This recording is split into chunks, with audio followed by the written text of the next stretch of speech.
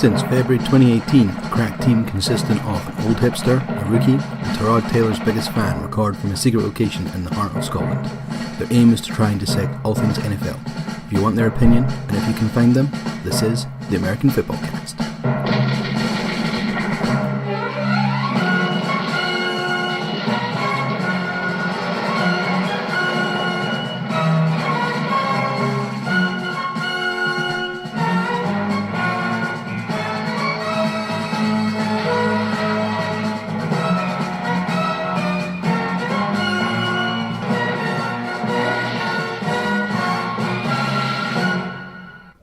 Welcome to episode 40 of the American Fitbaw Cast. 40? That's half your age, Steve. Yes, I know, old.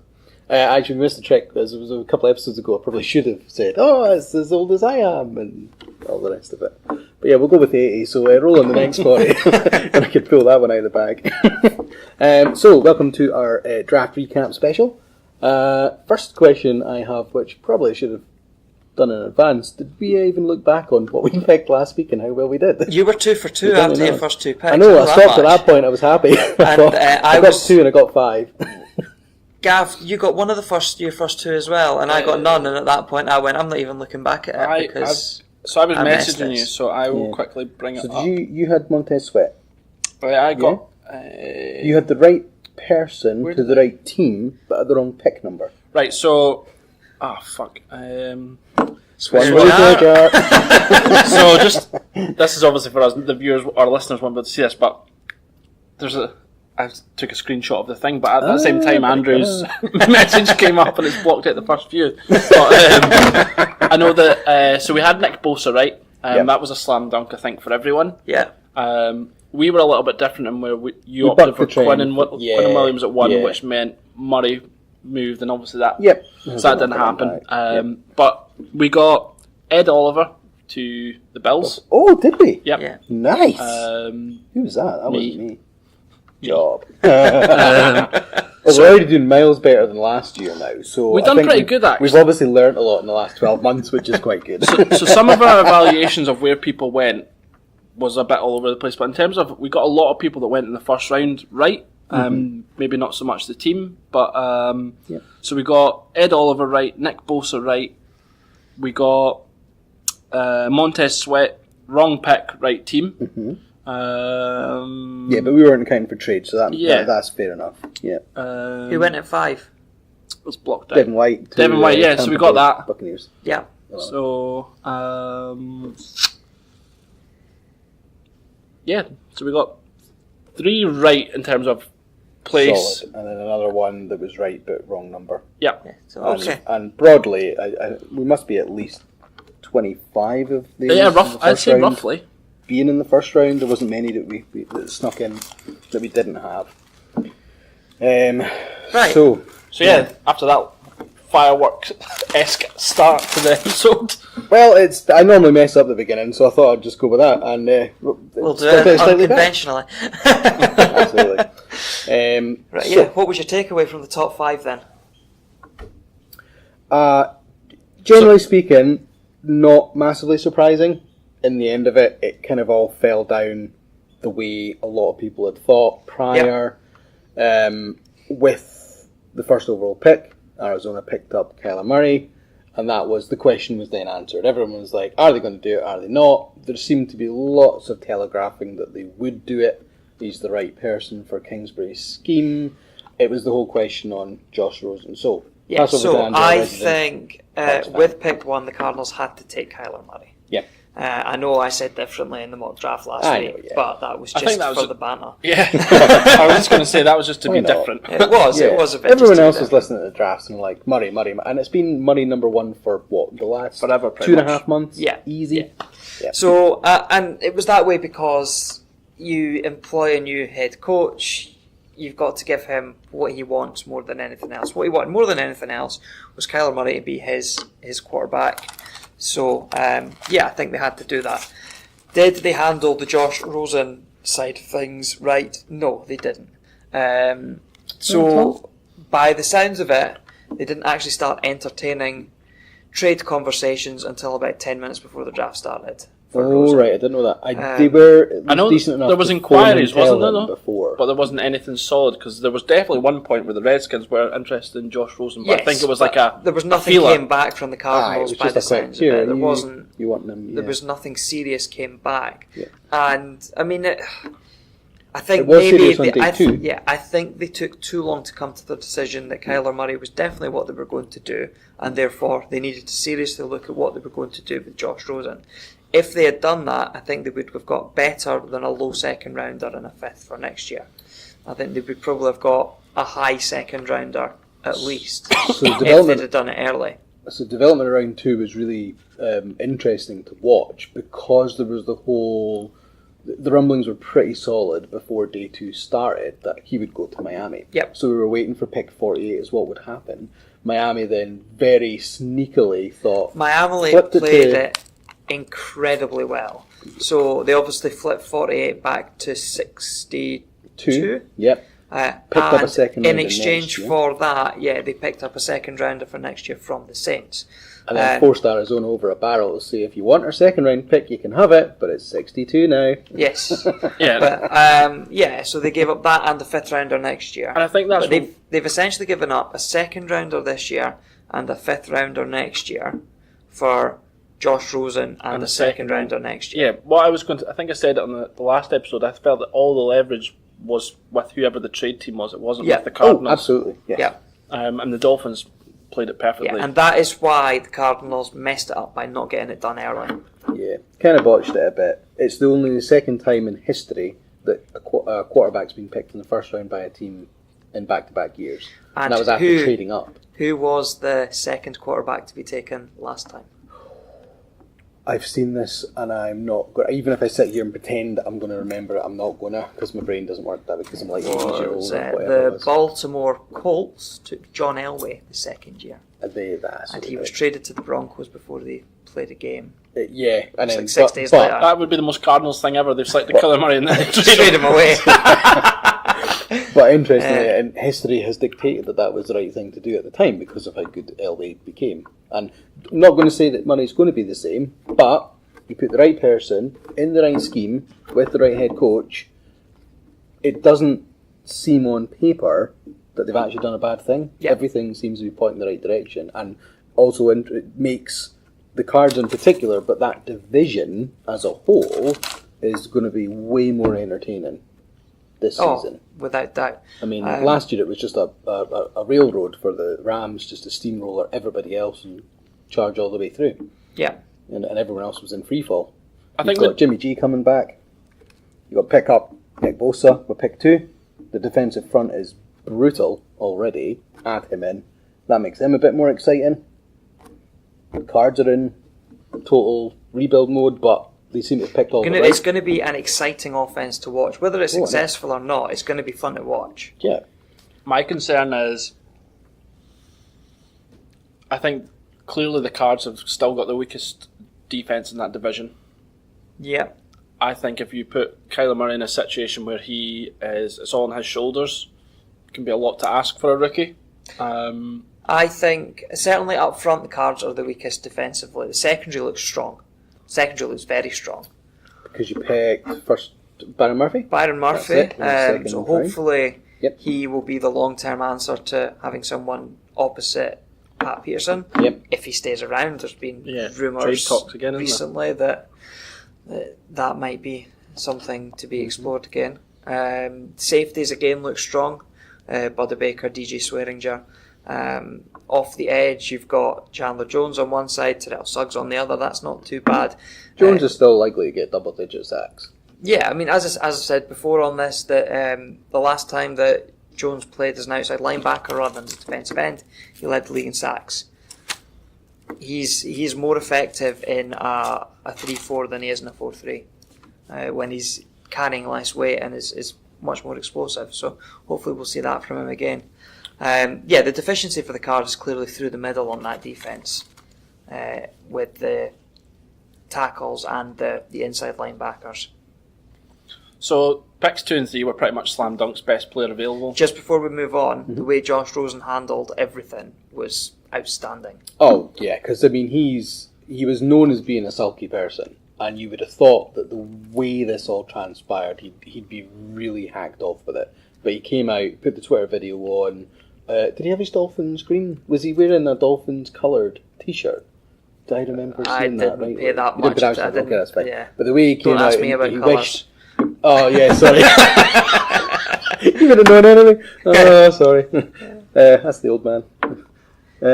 So he came out and he was really graceful in what he did. He thanked the organisation. He wished Murray very well. He was very much right. I've moved. I'm going on. Here's my new chapter, and he Dealt did with it really with well. class.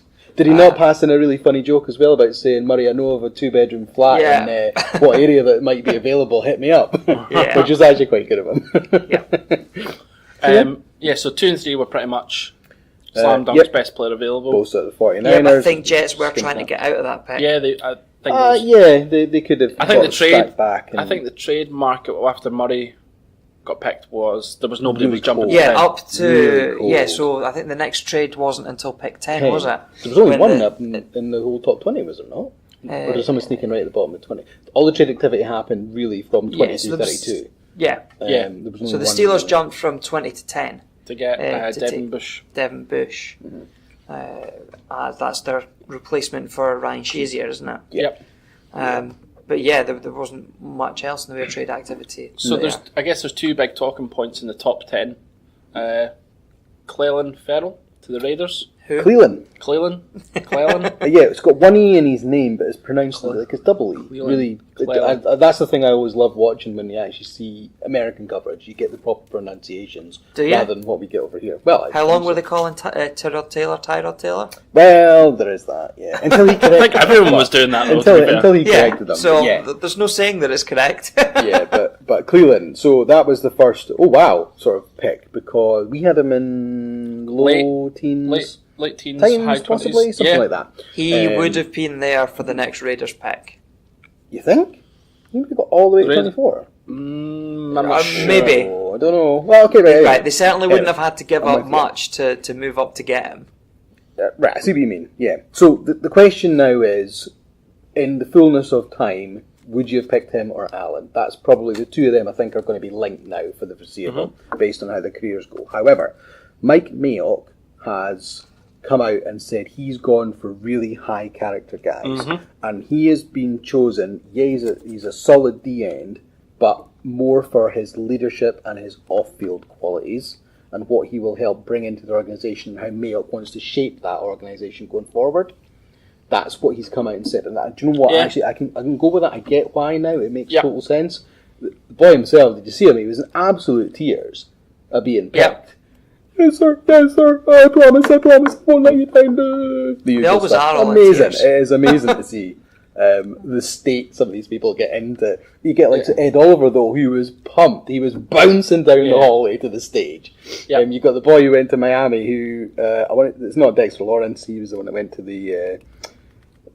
Christian Wilkins, that was who it, lifted the who commissioner. basically crushed him. He jumped on him. He basically jumped on and just about crushed the commissioner, which was hilarious. So you get that kind of reaction, and then you get other ones that are just an absolute giver and mess. Like Because- Rashan Gary, he was a proper mess. Yeah, he was actually. Oh yeah, that one? he was a blubbering Right. mess. So I think Quite just to go on what you're saying there, Steve, I think it probably the point ties in with the Daniel Jones pick at 6 as well.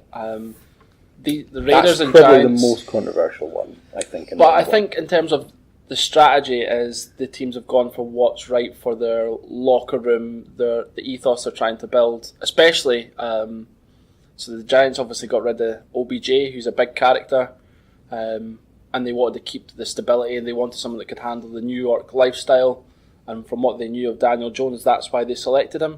Whether he would have been there at 17 or not, I guess he probably would have been. But the Giants must have believed in him that much and the fit that much that they didn't want to risk that. Yeah, I think we discussed this before we started recording, that the Giants really telegraphed this pick. And I think because they telegraphed it so much, they backed themselves into a corner and they had to take him at 6 because he wouldn't have been there at 17. If they'd have played the weeks leading up to the draft differently and hadn't made it so blindingly obvious that was where they were going to go in terms of their quarterback situation, and they just kept quiet, he probably would have fallen to 17. They could have taken either an Ed Oliver or a Josh Allen Yes. at 6, and then they would have got him even down if at they wanted to 17. jump into 14, just ahead of the Redskins or something.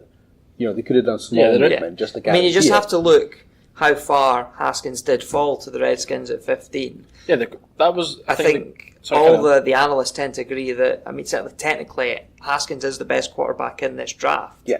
And he fell all the way down to 15. And I think that was based on team need. I think that if you got past the Bengals, nobody else was taking a quarterback. And you almost knew you could just let him fall in. You just had to, whether anyone was crazy enough to jump ahead of you, go from, I'd say, Chargers, 27 all the way up to 14, which would have been unlikely. A huge jump. But yeah. I think. But he seems to fit the system. Yeah, which is the point that really, the initial reaction was, oh my God, what are you doing? He seems to have got a real raw deal out of this, because actually he didn't have much in the way of teammates to play with at Duke, and that's not. I don't want to. It's more a blanket statement from what everyone else says. I don't know if anyone else in the Duke squad got drafted, or certainly not in the high rounds. It's not like he's in Ohio State and half the team are going to go in the first round, or Alabama, and they're all bloody first round defensive picks. He's not got Duke that. was Jones was the only player drafted from Duke. Well, there you go. That makes that easy as well. So he's got it all in his shoulders, and he seems to have handled it quite well. So whether it transpires in the fullness of time, we'll wait and see. Yeah. But probably the most controversial pick. It's definitely easy to say when it picks a bust or a boom. It's easy to use hindsight. I think when I looked at this, I tried to think about, or I took into consideration a lot more than probably historically, why have they chose that player rather than what have they physically chosen. And I think that makes sense if that's how the Giants want to take their organisation. Whether they could have got him later is irrelevant. If that's what they wanted, then fair play to them. I think it takes a bit of balls to stick to your guns as well. Yeah. Yeah, the most interesting take on it I read was from Bleacher's Report.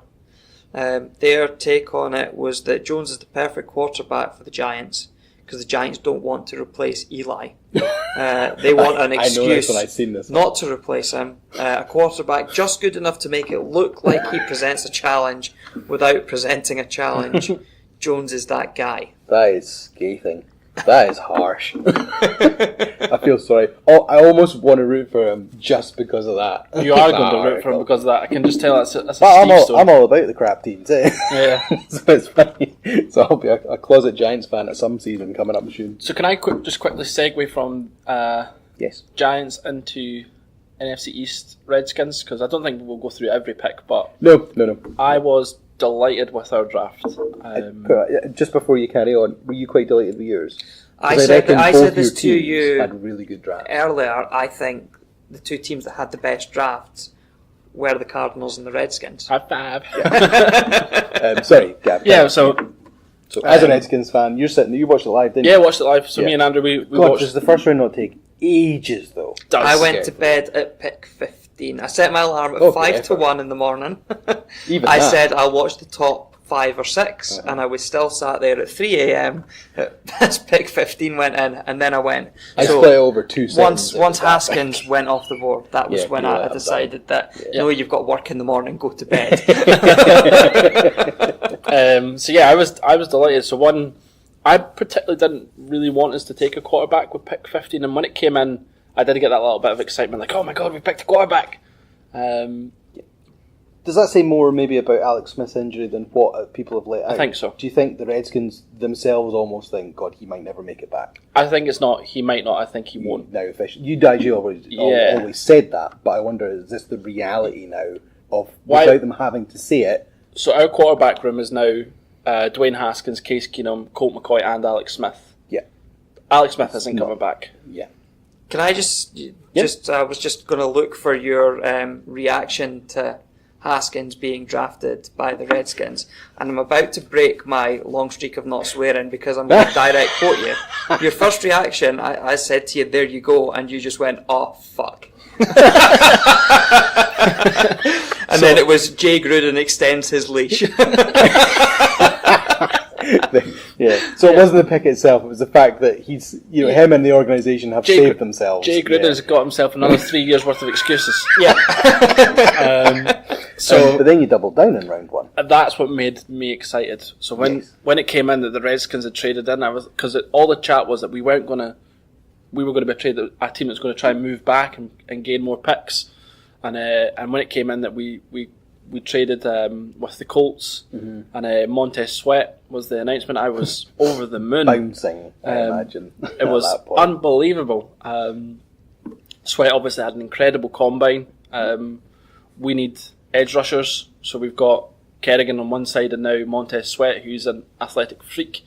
There's still some question marks about some of his technical stuff, but he's got the athleticism, and I think the Redskins' overall draft was about getting athletes. We went very track and field style. The guy that we picked up, the wide receiver Terry McLaurin, he also plays in special teams. Is he not the best returner? Yeah, in the college game. I'm sure. They said that he's an incredible pick for. I think it was round 3. Round 3, pick 76. Yeah. So when I was listening to the Redskins podcast about this, and obviously they know a lot more about the college game than we do, they thought that he would have went a little bit earlier because of what he can offer, because of how valuable special teams can be, and also he's got real good speed on the outside as well. So that was quite exciting. And I always like the thought of when you're drafting a rookie quarterback, give him a rookie wide receiver so they can develop together. And I think that's the Cardinals gave Kyler Murray about 47 wide receivers. It seemed to be Kyler Murray then receivers. So it was Kyler Murray, Byron Murphy, potentially the best corner in the draft. Yep, you get him in the second round. And he is a hometown boy, so he is the... with his pick, the Cardinals now have 3 players from the same high school on the roster. Went to the same high school as Christian Kirk and DJ Foster. Andy Isabella, Hakeem Butler and Keyshawn Johnson were the wide receiver pickups, 3 wide receivers. Isabella is more of a slot guy, I think. Super speedy slot guy. Was going to work really well in what they call the air raid offense, crossing over the middle and causing havoc. Hakeem Butler sounds like an incredible value as at the top of the fourth round. Yeah, top of the 4th round. Yeah, 6'5". Yeah, so that's massive, huge catching radius. Pulls off some incredible catches by the sounds of it. Drops a lot though. So if he can reduce the drops, he's a huge value. One of the podcasts I listened to said that the Cardinals, if Andy Isabella and Hakeem Butler could be one person, they would have had the ultimate wide receiver. Yeah. Because the flaws of each other. Yeah. So, but yeah, I think that back to my point of I like seeing that because I think that's good for the development of the rookie QB, especially because they can learn the game together and gel together naturally, rather than you being a polished wide receiver and then you bring in a rookie who's. It almost feels like you're going to have that frustration period where the wide receivers used to doing what the old quarterback does, and the rookie QB's trying to do his thing and what the old person does. So I think it's always good seeing that. Just one other pick that the Redskins made that I just want to quickly touch on was I think it's Jeremy Moreland. I think we got him in the 7th round. On the Move the Sticks podcast, they had him as a potential 3rd round talent. So for him to fall, he's a little bit small, but apparently he's like a Tyrone Matthews style, flies through the air. So I'm excited to see how he does. I like these sort of late round picks where you don't really know what you're getting, and if one of them hits, it's a complete home run because you've invested so little. Yeah, and obviously the Cards had Mr. Irrelevant, tight end Caleb Wilson, and he was which now NFL quarterback's most targeted receiver in college? I already know the answer, so I'm not saying anything, Gav. He was Josh Rosen's most targeted. Is that like one final FU to Josh Rosen? Yeah. So we're going to get rid of you, and we're going to pick your guy. The guy that you targeted more than anyone else when you were at college. Yeah. One little frustration actually, while we're still on the Cards draft, was the O-line wasn't addressed till the 6th round. So it was 1 6th round, 1 7th round pick. That's the only thing that I think that makes it almost guaranteed that your 1st round pick next year is going to be an O-line. I think that's definitely a criticism. Yes. I think that's... Yeah. So you picked up a couple of free agents. Yep. You've added a couple of people in round 6 and 7, and you also picked up another couple undrafted. Yep. So you have tried to bring people in the hope that you find the right fit. Yeah, Yeah, the it's only just the thing I level can of say also investment, I is think, that is- changing from Rosen, traditional pocket passer, needs all the protection he can get, to Kyler Murray, guy who can scramble, get out of trouble. Look at what means Russell that- Wilson did with the O-lines he had for his Yes. first 5 years of his career. I think Hopefully, the difference- marginal upgrades helps enough that Murray can keep himself out of trouble with his feet. I think you just need to hope that Murray doesn't get. Aaron Donald. Yeah, you're in a division where some. Just going to get Aaron Donald. Yeah. Going to absolutely Aaron Even like Donald we said, in the next week. 49ers front seven is scary.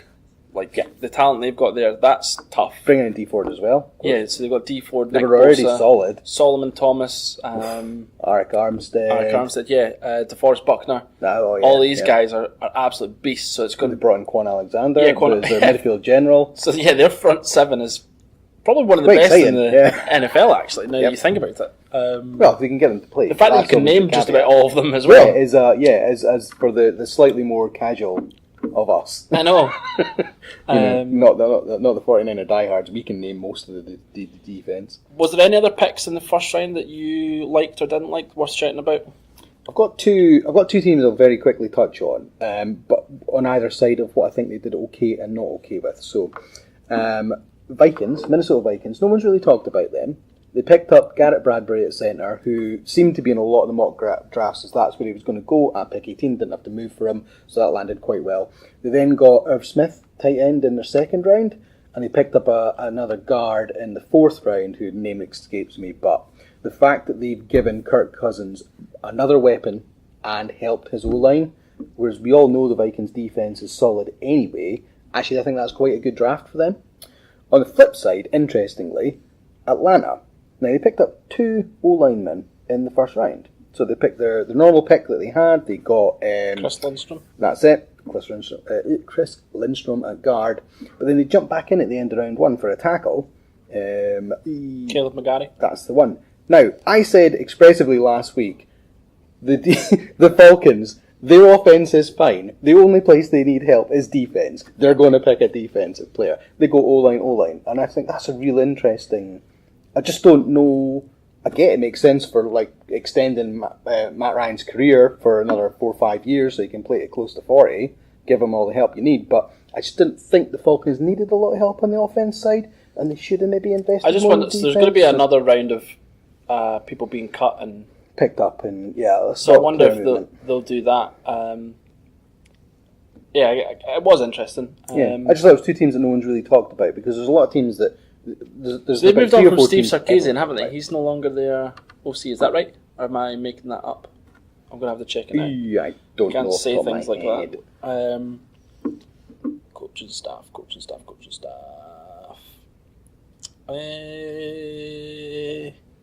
It's the longest wait in podcast history. Assistant head passing game coordinator, offensive coach. Dirk Cotter is their OC. So they've. They did move on. So they did move from. Right. I knew I didn't make that up. I'm guessing that probably would suggest that there may be going to be more of a run the ball team. So therefore you need to adapt your O-line. Okay, well, maybe in hindsight it'll make sense as to why they've done this. I was just really strange though. surprised. Yeah, you're right. One pick I liked, actually, as much as we slate the Giants' first pick of the first round, their last pick of the first round, DeAndre Baker, cornerback, down at 30. I think that was a nice pickup. I love how that went through 4 teams as well. It was originally New Orleans, then it went to Green Bay for the trade last year to move up for Marcus Davenport. Yep.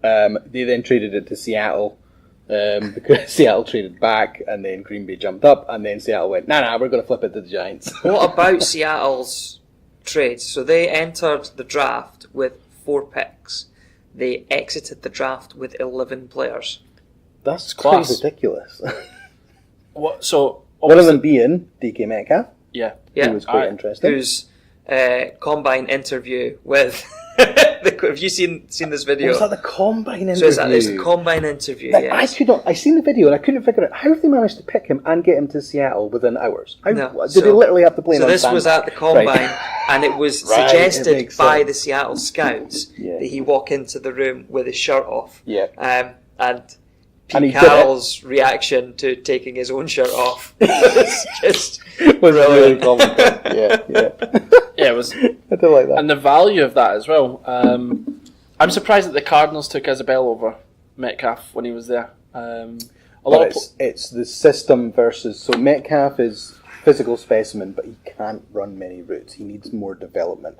Isabella is going to be quicker to put in there and work better for... Can Metcalf not run many routes, or was he just in a very simple offense in college? Yeah, true. Could be that as well. I'm just thinking, like, if you're wanting to give Kyler Murray a chance, if he's going to overthrow passes, you want the fastest guy possible running onto it. And I know Isabella had a faster 40 time, but that's not taking into consideration the physical aspect of it, whereas Metcalf absolutely smashed it in the bench press and all these sort of strength tests. Yeah. So Isabella could be great in that sense, but if he's being wrestled... I think with Christian Kirk there already, and they obviously after that managed to take Butler as well. So there you two. But I think I don't think Isabella. Yeah, but I don't think. I think you could have got Isabella later if you wanted them. Possibly. I just think Metcalf would have been a better choice. But so the only thing going back to Metcalf and the combine. So everyone talks about how good his combine was. The two things nobody talks about was, I think it was like the short cone shuttle and whatever. Yeah. It was two of the ones you've got to do quick breaks in. Yep. And his movement wasn't very good, and you need that for developing your route running, so you can start and go across. Yeah, I don't know. I just thought if you're going to overthrow was the stat not that his shuttle was worse than Tom Brady's? Yeah, one of the two that they didn't talk about was actually worse than Tom Brady. And we know he doesn't move at all. Robot Brady. I mean, I'm just thinking from you're up against Aqib Talib in that division, physical corners. Yeah. You maybe want someone that can wrestle them. I don't know. That's just my. Although if he's going to play in this, I'm just meaning in general. The corners match, he's going to come against whoever's in the middle of the safety. Even then, they're still going to be.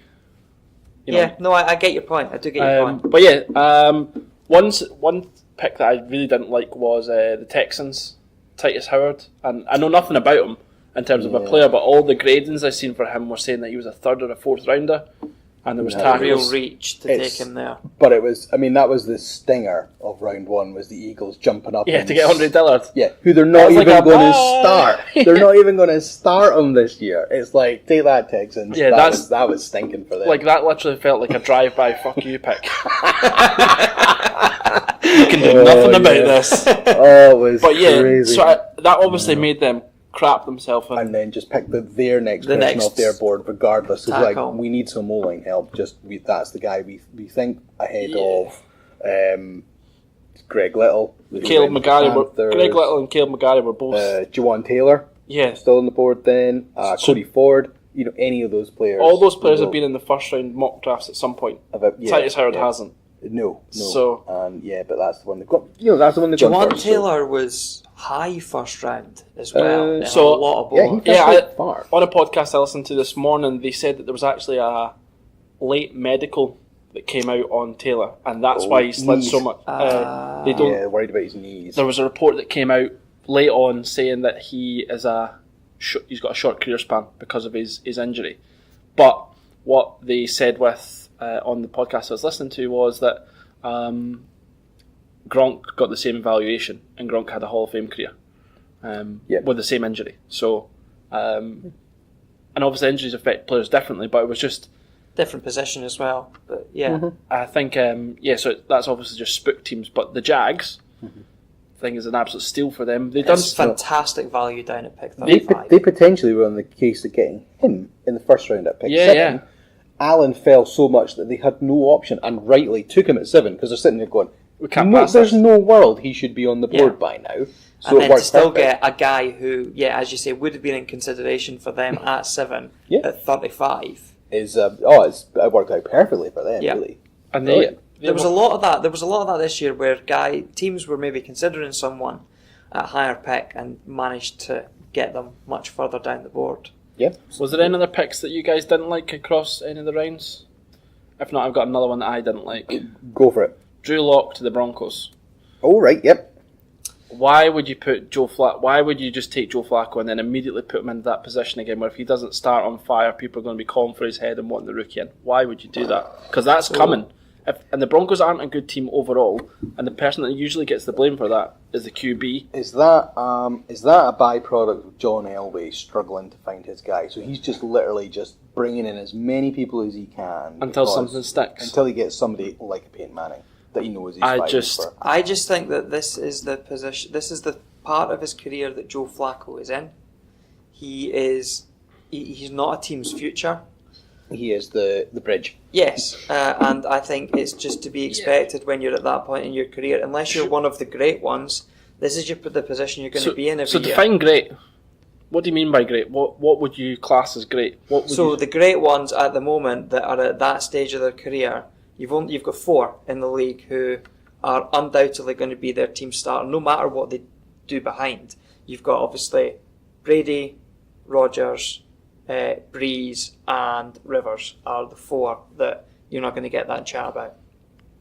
So if either of those 4 had a drafted lock in even the first round or second round, he sat for 2 years. You wouldn't have the same issue you're talking about now. I get what you're saying, but he's not Flacco for me just has to accept that is his role. That is what he's going to do. Yeah. He's going to go out and start. But he's going to be there to develop the next guy. That's his primary focus. But what I think you've done though is you've put unnecessary amount of pressure on Flacco now to be successful. Okay, so my thinking on that is that I think Flacco's got steady enough head on him that he would have probably seen it coming anyway, and will happily have that. Interestingly, Flacco actually said that he didn't want to be put in this position again. Oh, did he? Yeah. Well, the whole Lamar Jackson thing, the way that was handled was really poor. And what I was getting at Flacco, right? He's been written off so much, it's almost forgotten that he's won a Super Bowl and he was a more than serviceable quarterback. More than serviceable quarterback for a number of years as well. He had 2 maybe bad years. For generally speaking, he was a good piece for them. He was top 10 for a long time. 10 seasons, I think he played. Long time. The scheme changed in Baltimore where they wanted to move to the what's that? A more run base. A mobile quarterback. Yeah. And they wanted to be that way. So that didn't suit Joe Flacco. The Broncos, I feel like they're put in a position where they've not even given him a chance to see what he will be like in a new scheme with a new system, new players. And I think with the age that Flacco's at, you've got to plan for that anyway. I don't think that matters as much. So you just mentioned Phil Rivers, Tom Brady, Drew Brees, and I'm not saying Flacco's the same, but the age. Yeah, but Flacco's not. He's just not going to be that guy. But we don't know that. He's not been in this system. He's not been in this scheme. We know what he's done previously. And again, I'm not saying he's elite, but I just feel like he's been written off far too much for someone that's I think won a his Super Bowl. Play dropped sufficiently before the scheme changes. I would disagree, but we'll argue about that on a different day because we'll go around in circles. So let's not go around in circles. Right, a couple other small things then. So there was a nice bit of banter with it being in Tennessee when the 2 Colts legends appeared on stage. So first of all the way through round 2, because the Colts had 3 picks in round 2. Reggie Wayne came out and announced them, and he was giving it proper to the Titans fans down the front, back and forward, which was quite amusing. But then in round 3, pick 89, a certain Pat McAfee comes out, or is it McAfee or is it Pat McAfee? Is it McAfee? Yeah. And absolutely stole the show. It was so comical. Just how he was going to... His line of, you probably don't know who I am because I'm a punter and we didn't do that very much against you. That was the bit. It was self-deprecating humour by taking the mick out of himself, but he flipped it right back on. But I wasn't on the field because your team is so bad. It was so brilliantly done. Absolutely. 2 minutes of just pure gold. I've watched it several times and it makes me smile every time. I did enjoy that. So. It was quite cool bringing out all the legends, and there wasn't actually many current players that came out. It was certainly more legends that they'd sent out, from the teams to do it. Jim Brown getting an absolute amazing response from the one thing, and I felt a little bit bad, and I'm going to feel bad laughing at this as well. But when Jim Brown said it was the 2013 draft, yes, I heard that. Yeah, it's like, read your card. I find a lot of them struggled to read what was on the card. Yeah. Which was quite amusing. But But it adds to it. It's good fun. it was a good pick as well for the Browns. Greedy Williams. Greedy Williams. Yeah. Because he could have been, like as high as about 19 or something. Yeah, so he was, the the first fifth round. corner off the board? Yep. Yeah? Yep. He fell. And I think that was due to some interview concerns. I can't remember what was I said. haven't heard much about it, but it was a far enough fall to make you think that. I tell you what, he'll be happy where he's landed. Oh God, yeah! Anyone going to the Browns at the minute is going to be delighted because Like- everything seems to be tracking right. Yeah, well, we'll segue, so Go on, obviously... go on. I'll find it out for you. Bat it at the park. Go. Who? No, Jamie Gillan, the man who we spoke to 3 episodes ago. Yep, so Right, he wasn't taken during the draft, but about 10 minutes later, is what it felt like. He was picked up as an undrafted free agent by the Browns. By so the Browns, who he had gone and worked out with before. Yeah. So What was interesting though is they also drafted a kicker. yes, So I thought at that point, I know Gillen was a punter, but he'd also said that he was more than happy being a kicker, and all his videos have been of him kicking opposed to punting. Yeah. smash a 70-yarder. So when that happened, I thought, this isn't gonna work out. And then when they drafted him, I did feel like we're now all officially like supporting the Browns as well. yeah. So Oh, congratulations to Jamie, and we hope he makes the team. team come the season. Yep. He'll obviously have to beat out the punter that's Don't even know who it there is. already. I don't know who it is either. So that's a But good start, right? Even if I looked at presumably, his name, probably wouldn't know who he was either. So presumably they do have a punter on the roster already. So guess. I'm assuming so. I they think tend to only carry one punter, so it will just be Yeah. a case of you'll have to beat him out to yeah. get on the roster, and we hope he does that. And I think a lot of teams do go for younger punters. There's a couple that are entrenched. Salary cap, isn't it? Yeah, it's a salary Yes. thing. Yeah, which actually gives you a little bit of an advantage. Yeah. Yeah, in the way you're shaping your. Some of the roster, things on you know. his videos on his Twitter feed that attempting drop goals, I would love to see drop goals Yeah. making an appearance in the. Yeah, and we asked him about And with doing his fake punts rugby and stuff, background, and- he'll have all that experience doing those kick and drop goals. So yeah, I wonder I'd love to whether see he's that. mad enough to take the direct snap and charge through like a running back because he's used to doing that in the rugby world anyway. So the 'Cause current- I'm going to single-handedly get this first down. None of these cheeky passes to the wing. Just I'm run it. Just charge straight through the defense because they'll not be expecting it. the current Broncos Browns punter is a guy called Britton Colquitt who won the Super Bowl with the Broncos. Dustin Colquitt is his brother. Yep. Punts for the Chiefs. Can't remember, but yeah. So he's he's got a Super Bowl punter to try and beat. Ah, well, we wish him well anyway. Yeah. It'll be good. So, anyone for any more? Who do you think won? If you had to pick one team that won, Now, see, there's varying degrees on this because there's what you would think on paper won, but a lot of people have sneaky underlying. They think that actually in a really weird way the Patriots might have won the draft. What Belichick No, did. Patriots win too much. Yeah. No, I know, but they were like, they picked all the right people for their scheme. Belichick just traded back and stockpiled. It was so matter of fact, and he like almost flew in the what face. He deliberately didn't pick a Belichick tight end. does. He deliberately did not pick up a tight end, even though Gronk retired. And it was a bit like he's like what you were saying earlier, which I'm not going to repeat because I've managed the whole. I don't know. Ooh, I might have done. I might get away with this. I'm going to mess it up now because I'm. My thinking winner about it. of the 2019 draft is the Washington Redskins.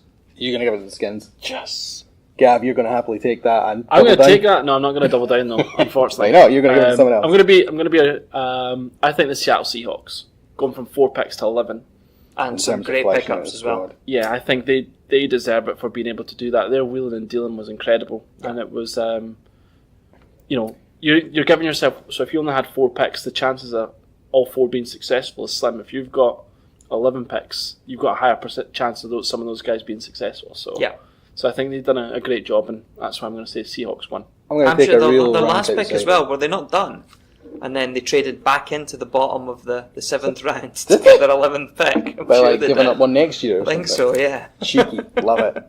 I'm going to chuck a real outsider. It probably doesn't quite compare to used to. I think the Buffalo Bills did quite well. Getting Ed Oliver at 9 without having to move for him replaces Kyle Williams, who retired. They then got Cody Ford in the second round, which is Who Kyle all Williams for announced? Josh. Kyle Williams announced it. Yep, in the second round. I'm sure it was. Did I miss that? I must have missed that. And then they also got a running back in the third round. They've now got 700 running backs. Yeah, but they've got a younger one who hopefully will take the reins. Because they've got TJ Yeldon, Frank Gore, got someone else old. LaShawn McCoy. That was it. And this other kid. And Devin Singletary. Yeah, Florida Atlantic. That's who they picked up in the third round. So, do you know what? It's maybe not on paper the best of the drafts. I just like what they did and the fact that they got Allen last year. They kind of got away with it for a year, and they've gone all in on him to help him out. One thing actually that won the draft as a viewing spectacle for me, I was watching the end on Saturday night, and the NFL Network guys were doing their Stump the Truck. Oh yeah. Where you've got where you try and find a small school guy and see if they've not got tape on them. So Peter Schrager's pick was Jamie Gillan. They didn't have any tape of him, but Mike Mayock texted in and said this guy for Stump the Truck, and just as he texted in, it came through that this guy was their pick. Yeah. And they didn't have tape on him. That was awesome. I thought that was absolutely brilliant. Yeah. Oh, it's quite funny. No, it was good. It was enjoyable. It's the most of a draft I've ever watched. I've got all the way to pick 89. I loved it. I thought it was I say watched fully. I've obviously missed Kyle Williams announcing the Bills pick. But I think I'm going to take the Friday off work next year. It was awesome. I really enjoyed it. I missed the Jachai Polite pick for the Jets in round 3. What was that, sorry? Jachai Polite. Yeah, some places had him in the first round. Yeah, but obviously character issues and whatever caused him to fall. So that could be a sneaky good pick for the Jets in the third round, picking him up. What about one final question before we wrap up? Mm-hmm. Is there any team that you think is now more ready to challenge for their division that maybe wasn't before?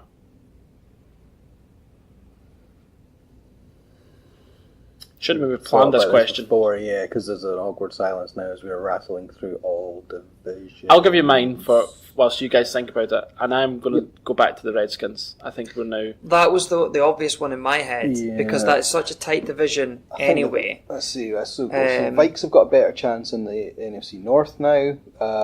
What about the Packers? Bears are, because they've given up so much to get Mac last year, and they gave away their second round. Was that part of the Trubinsky trade the year before? Yeah, it was still part of the back deal, was it not? Was it? First and second?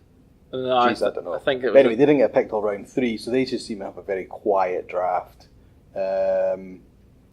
Although someone said that the running back that they picked up is better than what Jordan Howard was when he was coming out of college. So yeah, that'll be interesting to see. The only question in terms of our Redskins is actually a quarterback, because who's your starter? Yeah, so is it Case Keenum? I think it will be. Yes, probably. So actually, you're not going to get... I think his Minnesota season was a one-off. You're not going to get that out of him, and Haskins isn't going to be quite ready. So that's the only big concern I'd have there immediately. After this draft, are they now set up to continually challenge in that division from 2-3 years onwards? Without a doubt. I think we really invested in our defence. I think the fact that we got Sweat, that's what kept us competitive last year. I mean, we lost Alex Smith and we had Josh Johnson from Canadian Football League or somewhere, who hadn't played an NFL game. High school? Yeah. I would have rather the high school quarterback at that point when he was playing. We were competitive at I think was it 7-10 we finished or something? There was a whole brilliant thing about, like, they were celebrating the fact he'd been 9 years in the league through 8 teams or whatever it was, and he finally won a game as a starter, and it's just like, the fact that we were able to do that, but we done that off the back of our defence, and we invested in it again, so that's why I think we'll be good. So I can't think if there's anyone else that done enough. Maybe the 49ers with Nick Bosa now. Maybe. So let's table that. We'll come back to that next time round. We're going to have a think about how the divisions have shaken out and whether we think there's anybody that is in a far better position to challenge now than they would have been just on the draft itself. Yep. So I think that wraps things up quite nicely. Yeah. We'll take that for episode 40. Thanks again, everyone, for continuing to listen to us. Numbers are steadily increasing. Tell all your pals. Rate, review, subscribe. All the stuff that every podcast in the world asks you to do. And we know you do it for others, so please do it for us. We need love. Anybody got anything else? No, just the usual. Come find us at the AFcast on Twitter. Search the American Fitbaw Cast on Facebook. We'd love to hear from you.